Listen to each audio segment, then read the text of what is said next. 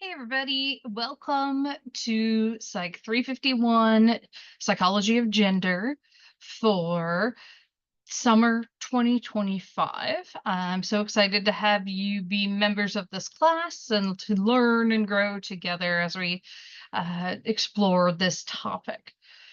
I'm Dr. Myers. I am the chair of the psychology department. I've now been teaching here at Virginia Wesleyan for 15 years. And psych of gender is one of my passions. Um, and I hope that you all will be passionate about it as well.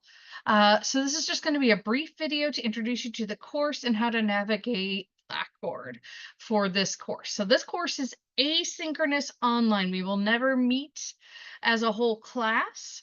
You will do the work each week on your own time, although there are deadlines each Wednesday and Sunday.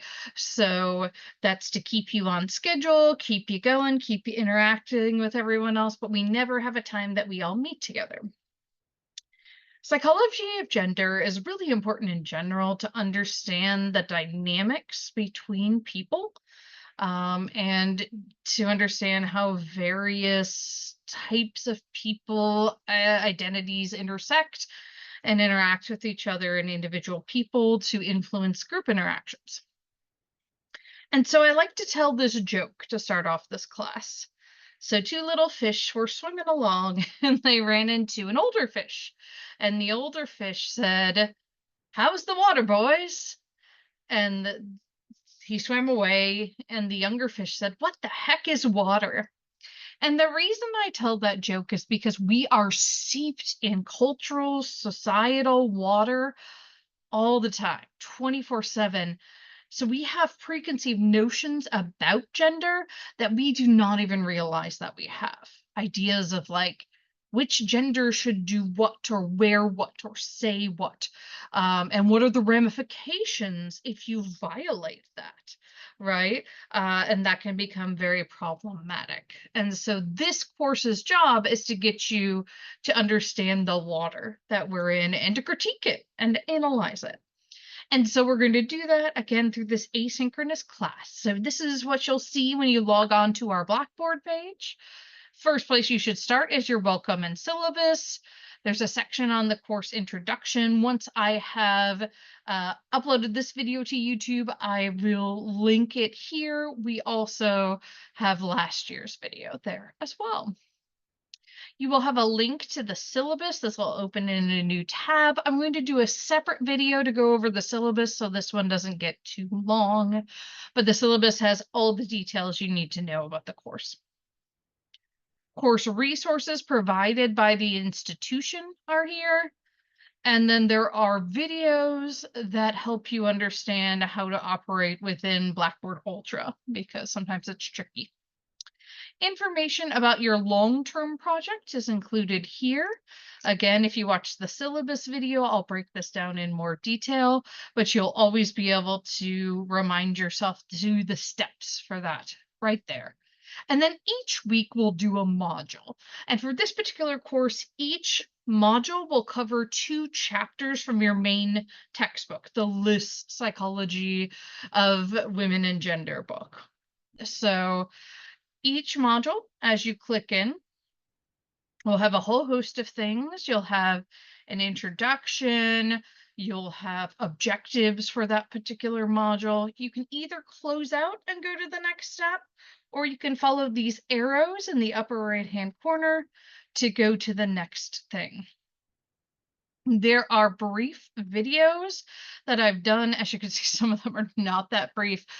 This is a topic I get very passionate about. I myself was a psychology major with a women's and gender studies interdisciplinary minor. We called it a concentration when I was an undergraduate. And then my graduate career onward has been rooted in psychology, but studying concepts related to gender.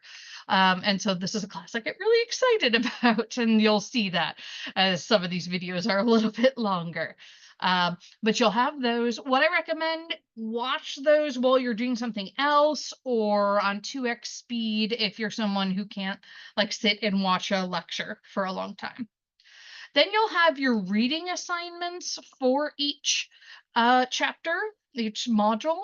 So, like I said, that you'll always be covering 2 chapters of the list book per each module. And then there will be supplementary readings from the Roberts book. And sometimes there will be PDFs posted if there's a topic I think is important that the Roberts book doesn't cover well. Because I know that book shipment is not always efficient, there are scanned copies of the first week's readings, the first module's readings, available on this Google Drive folder. I will always then have supplementary resources. These are not required to go through, but if you're curious about something in more detail, these are great to click through. One that I highly, highly recommend and will be really great for you have these digital activities you have to do throughout the semester is Psychology's Feminist Voices. This is an initiative by Division 35 of the American Psychological Association, which is the Society for the Psychology of Women. And they have profiles on female psychologists and psychologists beyond the gender binary. They have interviews with people whose work we're going to read, with people we'll read about, with people who are really important. And so you can see there's Women Past, where you can browse people alphabetically, and you'll get like the first person who ever got a PhD as a woman in psychology. It's so cool. Feminist Presence is people who are around, who are important in the field. And so when you click on these folks, there will be bios, and then some of them will also have additional links, and some of them will have interviews, which is really cool. Oral history, you'll see actual video interviews with these folks. And again, specifically, you can click on the various individuals and learn more about them, either by reading the transcript or watching the YouTube videos. There are all kinds of things related to teaching. They have some very cool projects they've done. Like there's a whole section here about women of color in psychology that has an interactive timeline that is so cool. And so I'm geeking out a little, as you can see, but that is a great resource to refer to throughout the semester. Alrighty, then you will have various assignments throughout each module. And if you click View Instructions, you will see what you need to do for this. So the first one is one of the things y'all are going to do from Module 2 onward is you are going to lead class discussion. And so what you're going to do for that is post prompts on discussion boards for your fellow students to respond to. And again, when I go over the syllabus, I'll go over this in a lot more detail. It tends to be really fun, and y'all think of really cool things that I don't think of, which I love. So that gives us lots of options. Then we have video introductions, and it looks like a couple folks have done these already, which is fantastic. So for these, you're going to do a very brief on your cell phone, whatever works. But you're going to say your name, your pronouns, your major, goal month and year of graduation, and then why you're taking the class. So I gave you my example. I'm Dr. Taryn Myers. I prefer you call me Dr. or Professor Myers. My pronouns are she, her, hers. I told you my undergrad major. I graduated from undergrad in May 2004, really aging myself now. And I teach this class because it brings together my two passions. All right, so then you would complete this, upload your video, and then you can view each other's videos as well and get to know each other. For each topic, there will be a blog. And so the blogs are your chance to write about anything you want to from the readings or that topic.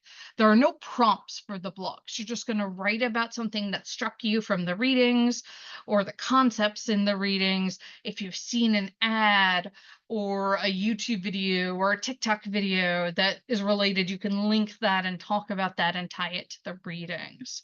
And then you're going to comment on each other's blogs as well to, again, keep the conversation going. The next thing is the discussion.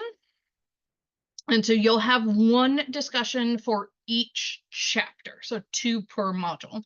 And lots of detail, but what I'm expecting here, you are going to be responding to at least one prompt from the discussion. Typically, this will be your fellow students. I did it for this week because obviously no one could volunteer to do it. And so you got to respond to at least one of these, but it can be multiple. And so you have one of those, like I said, for each chapter. And I've given you way more prompts than you will have to post when you lead discussion, but I wanted to give you lots of examples of the types of prompts you could do. So posting a YouTube video and asking questions about it, telling you to look at a table in the book or a box and respond to that. At the end of each will be an exam. These are pretty chill. Your first few will just be identifications of terms that came up. So you're going to define the term and explain the significance, like why are we talking about this concept in a psychology of gender course. So those will be those. And then midterm and final, you'll also have a larger essay you do. Exam will be the last thing before your summary and look ahead for the next week. And so, like I said, each week there will be a module assigned. You'll have work due each Wednesday and Sunday at midnight. The only exception is we used to have 7.5-week online sessions, and now they're 7. And so modules 7 and 8 collapse into one. You'll do those both the last week, but module 8 has very little in it. All right, it is an absolute delight to be taking this journey with you all. And I think this course is even more important now, unfortunately, given our current political climate, right? We had the Dobbs decision, which overturned Roe v. Wade. We have horrific things happening, like there's a woman in Georgia right now who died months ago, but she was 9 weeks pregnant, so they've been just keeping her body sort of alive. She's brain dead, in order to essentially incubate the fetus, right? We've got horrific things like people calling for 1 vote per family instead of 1 vote per person. And people trying to propose bills that said that if your name on your birth certificate doesn't match your name on your driver's license, you can't vote, which was originally meant to target trans individuals, but also targets married women who change their names, right? We're clearly in a very dangerous climate for LGBTQ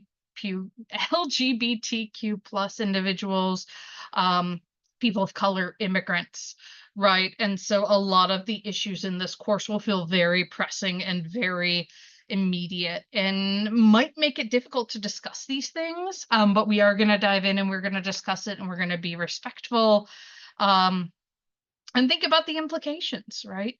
And also at the end, we think about potential solutions. So hopefully that leaves you with some hope.